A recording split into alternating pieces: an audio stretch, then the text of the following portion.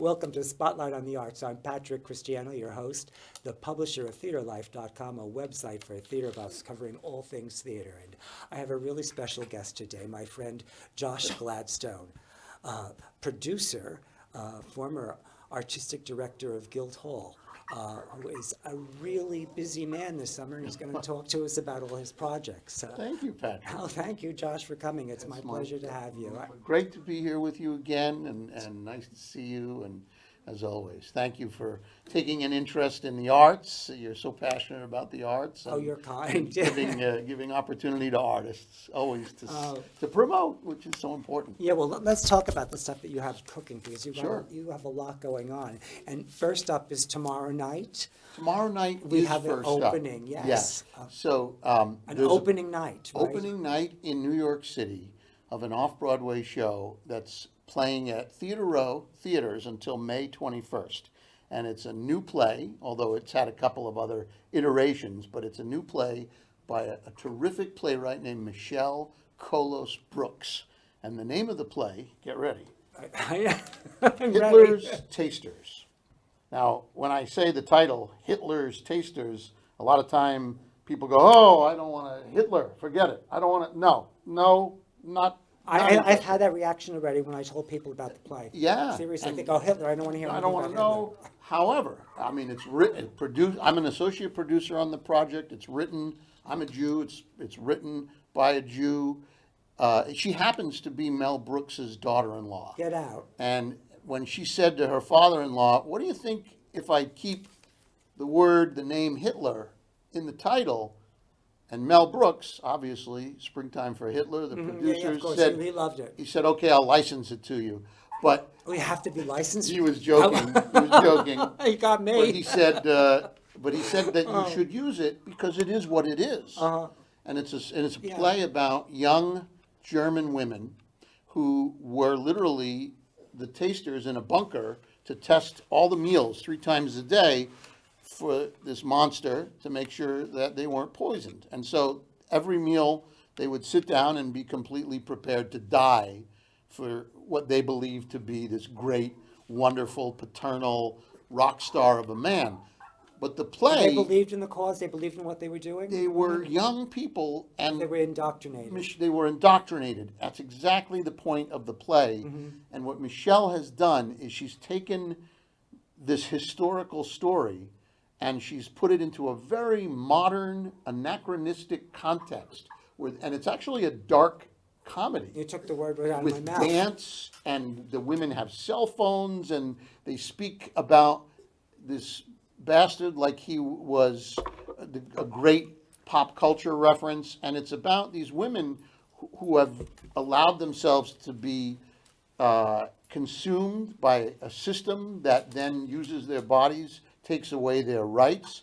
It's an authoritarian system. It's a system where democracy has been given away by these people, and the return gift from the system is to have them So it's relevant killed. today. Well, there you go. She wrote it at the time of a certain election in 2016, and it continues to be relevant. Putin has got tasters himself, and it's a play for and about young people and the danger of young people who ignorantly wander into a system of tyranny.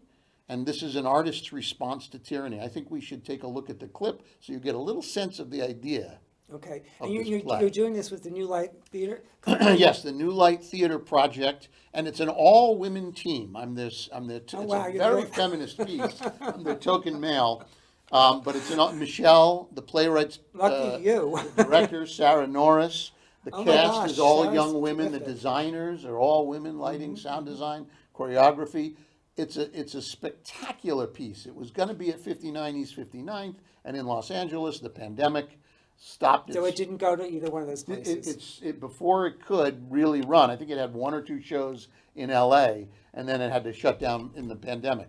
But when it came across my desk at Guildhall, I got so excited by the video you're about to see that I booked it for 3 nights at Guildhall. And when I left Guildhall, That was in the fall you did that. That was in the September of 21. I left Guildhall at the end of the year, but I said to Michelle, this play, I didn't know whether to laugh or to scream. Its politics That's- hit me in the heart. and I was stunned. I didn't want to laugh, and I laughed at these young women who are just likable, but they're also buying into this terrible, atrocious system. It's a remarkable piece of theater. Well, I look forward to, I'm going tomorrow I'm night, so so glad. I really look I'm gonna forward see to you there seeing at the it. opening. Yeah, And, yeah. and you only have a few weeks if you're in the audience to see yeah, it what are the until May dates? 21st. You can go to theaterrow.org and buy tickets. It's pretty much the next 4 weeks until May 21st. And it's a 6-week run, but we're hoping that we'll find some producers that love it as much as many of us who have seen Right. it love it. And I think it has the potentiality to run ad infinitum off Broadway. It's that kind of a relevant, amazing piece. Let's look Oh, at I it. wish you all the best. Yeah, but Thank you. let's definitely, we could, John, let's have the sizzle reel. Sizzle away.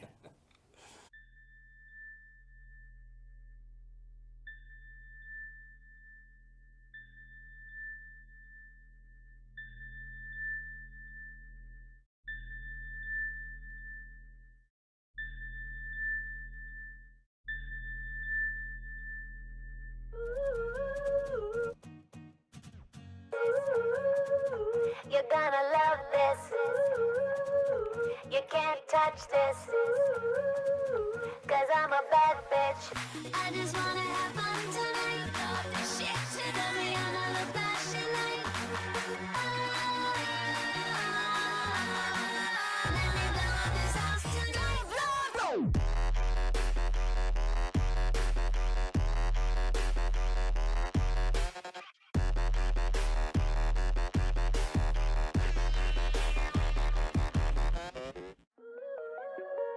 We do it like this. You're gonna love this. You can't touch this. Cause I'm a bad bitch. Who do you think? Cause I'm a bad bitch. Who do you think? Cause I'm a bad bitch. Who do you think you are?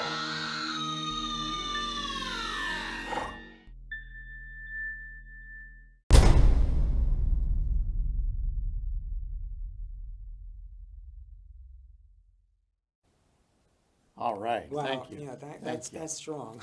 Yeah, right? And it's strange and enticing and dark and Yeah. funny and the Mysterious. relationship between the women. And you don't see it in this clip, but the dialogue that Michelle has written is spot on. I Right. mean, it is the vernacular. She really has an ear for the way people talk, and she's captured it beautifully. And if you see it, I'm curious to see what you're going to say Well, after tomorrow I'm- night. Tomorrow, I can't wait. If you're I'm gonna looking laugh forward or if to you're it. gonna And think it's that only, was- it's no intermission, 90 minutes. is No, that- it's a tight show, and the pace is great, and the choreography is And who stunning. directed it? Sarah Norris. Oh, she's she's the artistic fabulous. Yeah, I director know of her. New Light. Yeah, She's very good. They're a I've resident seen company many of at her Theater stuff, Row. many pieces that she did. I'm honored to be part of the show, and I hope people will check it out. And it's the first show that I've ever produced in New York, so that has been for me a great experience. Well, upward and onward, and Yeah. to many, many more, and so this has more life to it as well. you know. Yes, we're But gonna also, see. too, we have a little aside on it, but your son August. Do you want to talk Oh, about the Yes. contact he My made? son, August Gladstone, I'm wearing my Emerson Lions sweatshirt because he graduates from Emerson College in Boston Oh. on Sunday, and my wife and I will be up there cheering him on. He's got a degree. Congratulations. Thank you. We're so excited. He did his last semester in Emerson's Los Angeles program studying screenwriting for film and television comedy emphasis. Mm-hmm. And he's been an intern at Peter Dinklage's Estuary Films as Oh. part of his final. And How did he get that? But Well, let's not go there. We're yeah. not time-wise. Okay, well, suffice it to say that he got Michelle's play in front of the chief executives at Right. Estuary, and they love it. And they love his initiative to bring it there, and she's thrilled. Which means they could make it episodic. Well, that's the plan, is Right. to take this premise and to turn it into an 8 to 10 episode episodic where you keep the same I energy of understand, these got and, it. and then Which expand the is world all of the over, play. all of the, they're doing it constantly today. There's so much Everything- content everything needed. is episodic, Yeah. everything. And so everything. it's going on to more developmental meetings, and God willing, she and my son will work, and it'll get produced as an episodic. That would be great. It's fantastic. Just you throw a stone in the And Ripples. That's what you're going to do, is make lots of ripples. But now we're taking a lot of time, you and I. But you and Kate Muth, your wife, Neopolitical Cowgirls, are going to do Midsummer Night's Dream, but this still is kind of shaping Yes, itself. so You we wanna- have a project, Kate and I, this summer here, close to home in East Hampton, Midsummer Night's Dream. Right. But it's done with a little bit of an edge, a neo-political cowgirls edge, which is a Which women's Kate always has, focused yes. dance theater, movement, Well, music. Kate does it so beautifully. She is a pleasure to work with my wife on this project. We're co-directing. Aren't you lucky? I am lucky because it's fun and we have a great young cast lined up. We were going to do a full-length production in Herrick Park this summer at the Right. behest of Mayor Larson in East Hampton, who allowed us to use the space. But a lot of our funding hasn't materialized. It's still, people are a little gun shy to give money. We got some money, so we're going to extend our runway.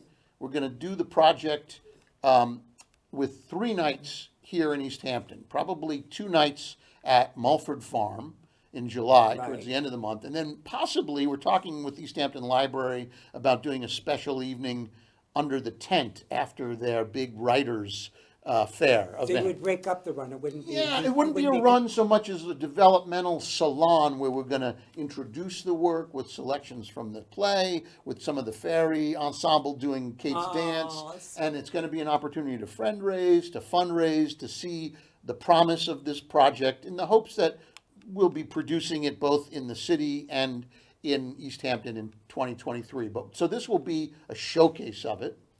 And it's just one of several projects that I'm But that's producing. that actually works almost better to break it up like that. It gives you more opportunities to do different kinds of things. I and think to, so. without- It's just without- going to extend the life of the project, and it's going to give us more time to Exactly. gather all the money we need to make sure artists get paid. So you want to do well. this when in the future? You're talking about? Yeah, we're talking about, well, she's applied to here in Oh, I downtown love New that. York. Their work is And, fabulous. and she's going to try to get a residency there for early '23. And she's talking with some people at Cal Arts in LA to do a bit of a workshop of it there with some of their students. So there's some different iterations of this project coming together. And the hopes are that we'll be back next summer with the full project. But along the way, we're going to take our time to make it right, develop it properly.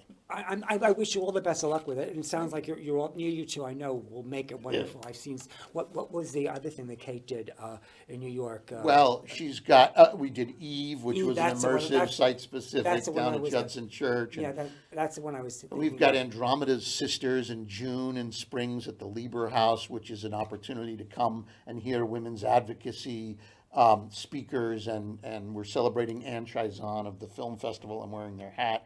And You we- can't tell, it's not. You can't see it, No, but it doesn't hi, read. Film Yeah. Festival, and it's going to be celebrated in June along with some other luminaries. There'll be a reading of a woman playwright piece, and that's at the end of June. You can see all that at Neopolitical Cowgirls, npcowgirls.org, for a full slate of what's coming. And there's more. Yes. There's more. You're going like gangbusters in the LTV project before. Right here. Right here before I. What's it called? Right before I go. Right here, right before I Piece go. about suicide. Stan Zimmerman played. Valerie DiRolenzo was screenwriter. directing it. It's May 14th to May 21st at ltveasthampton.org for tickets. LTVEH.org for tickets, and it's May 14th to the 21st. Well, it's actually the 14th and the 21st, but it's 4 performances, a Oh, it's only matinee two- and an evening. oh, and it's not yeah, through. Just on the Saturdays. Just on the Saturdays. It's 4 shows only. Correction. Oh, Yeah. Okay. But great piece, heartfelt piece. Valerie. Stan and- Zimmerman is a playwright, Yes. and who's you're a- playing a part. I am. I'm acting. I love acting. what It's my part are you first love. playing? Well, it's an interesting play. It's like The Exonerated. You may remember The Exonerated, which was a piece about prisoners and different voices in an ensemble. So there's an ensemble of us that Valerie directs, reading different voices that Stan has curated and put together a narrative. It's a tribute to a friend of his who killed himself at a young age, a fellow writer. But in doing so, he's cobbled together 24 suicide letters of different people and personalities. Some of them are well known and famous. Some of them are not.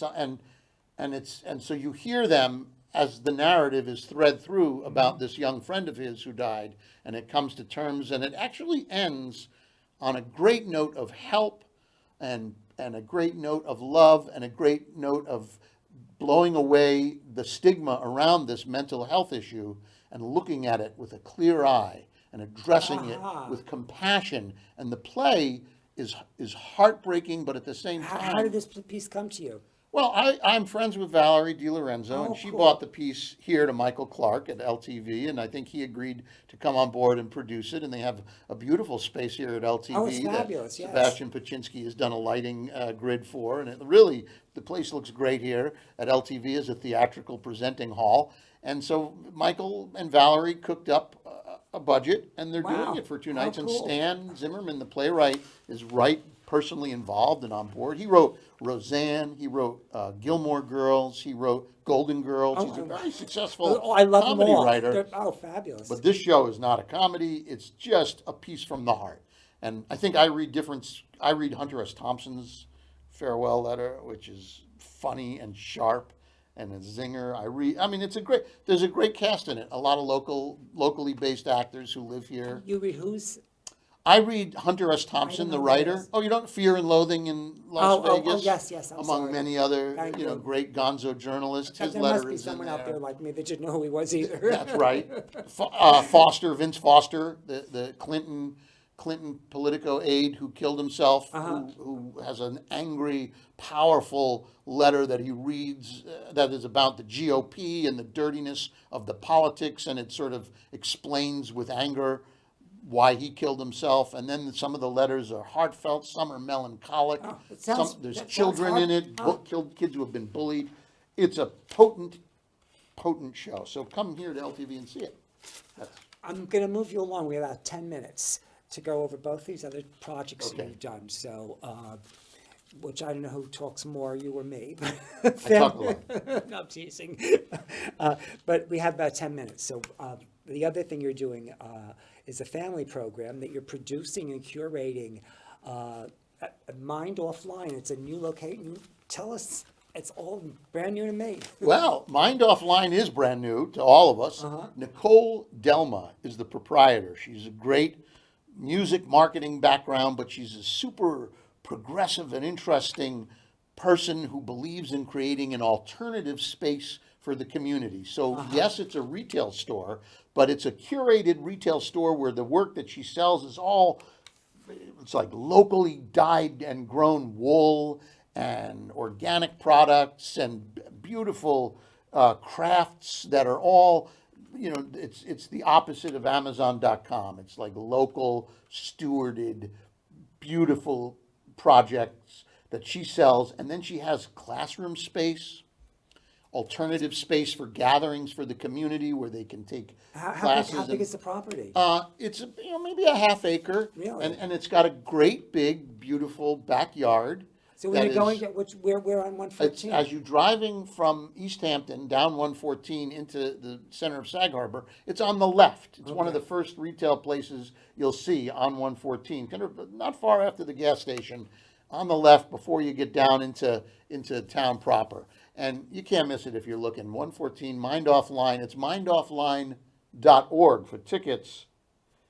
And Because you have you yes, have a series there's of a 10 stage that Nicole has built in the backyard, outdoor, gorgeous little wooden platform stage, and we can fit about 70 people, family, kids and their parents. We have 10 family shows coming outdoors. People Wow. can have lemonade, they can have a little picnic. There's shows that are clowns from the Bindlestiff Family Circus. There's shows that are Bubble, Jeff Boyer, his amazing Bubbles. There's a magician, speaking of amazing, named the Amazing Max, who is our finale act. He's terrific. And you did all There's of this. Liz just all Joyce, of it. Goat on a Boat Puppet Theater. There's Oh, they're a fabulous. musician They're named fabulous. Telly who does sing-alongs with the kids. And there's a breakdancer group coming out of Brooklyn, which teaches breakdance to the kids as well as does this great 4-man breakdance. So it's a really vital, vibrant 10-show series. Oh, how exciting. And, you don't have the dates, or are there any dates? They range from May 21st to July 30th.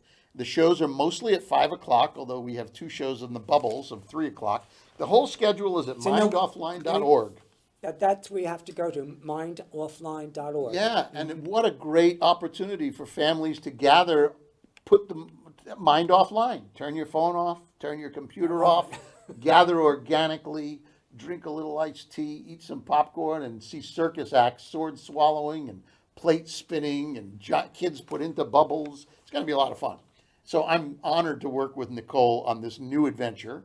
My wife and I are also doing a program called Mind on Prose with her, where we do different readings. We read, there was a tea party with an Alice in Wonderland theme, and my wife and I showed up as the Mad Hatter and the Red Queen and read selections of Lewis Carroll in the garden. And yes, at Mind Offline. Why did you do that? That was just for Easter, just a couple of weeks ago, wow. and we've done readings of poets there, and it's a lot of fun. Nicola's got a great sense of how to play. How did you hook up with Nicole? I worked with her briefly at Guildhall, where she was a marketing consultant, and we hit it off. We became cool. friends, and now both of us have moved on from Guildhall, but have remained in close contact as You collaborators. have similar likes and things like Absolutely. that, and She's things great. like that. Let's move on, only because Yes. they'll have to go do your research. We have about 5 minutes to talk about another project that Josh is doing, where you're going to associate produce The Soap Myth by Jeff Cohn Yes. at the Southampton Cultural Center. It's going to be 3 weeks. Yes, a 3-week run in August at the Southampton Cultural Center. SouthamptonCulturalCenter.org for tickets. Harris Yulin, a good friend and a wonderful, gifted actor. Harris directs. Yes. Jeff Cohen, the play. Again, this was something I was going to bring to Guildhall, and the pandemic stopped it. But this you haven't even cast fully yet. Well, Bob Gunton is going to star in it. Harris directs. Bob Gunton is a 2-time Tony-nominated Broadway actor who you may remember. He was the warden in Shawshank Redemption. He's one of those character actors that you've seen in 42 different movies and television shows, and you you can't put your recognize finger his on face. all the time. Star Trek, and you reckon. And you go, I know him, and you have to go to Google. Bob Gunton. And we're still working on casting for the female lead. I saw the piece with Ed Asner and Tova Feldsche on PBS, where it was recorded and screened on PBS. And the play, when I heard Ed Asner do the final soliloquy on this play, which is about Holocaust denial and the soap myth, how Jews were turned into soap, and how there's a dismissal of that. But this man survived it. The lead character, played by Asner, now played by Gunton, he was a witness to this. But all the scholarship and all the Holocaust deniers, they're all saying, no, never happened. Was myth, was not supported academically. But this man says, I was there, I lived it. It happened, he's fighting the Jews who don't want to make this myth elevated because it's not academically well documented, and they're choosing their battles judiciously in a world where Holocaust denial is worse and worse and worse, and this lone voice is fighting against both the deniers and against the academics who are trying to say this never happened. And he's an old man, and he's fighting for justice and truth. He's championed by a journalist, a young woman who ultimately, well, I don't want to give it away. You have to come see it. But there's a speech in the Did end. we tell them how to get the tickets? Yes, SouthamptonCulturalCenter.org. Jeff Cohen is a sharp playwright. This play is a masterpiece. And when I heard Asner do the final soliloquy of the survivor, I dropped literally in my house to my knees with tears in my eyes. So beautiful. Wow. Such a beautiful Over play. on television. Yeah, right, this right. was a But you telecast. I'm saying you had that personal I experience. had that experience of being absent. So, of course, I wanted to present it. And Jeff is very excited to bring it Was it hard back to to get- East Hampton, to Southampton. And the hope is we're going to bring it to New York, where it deserves to be seen.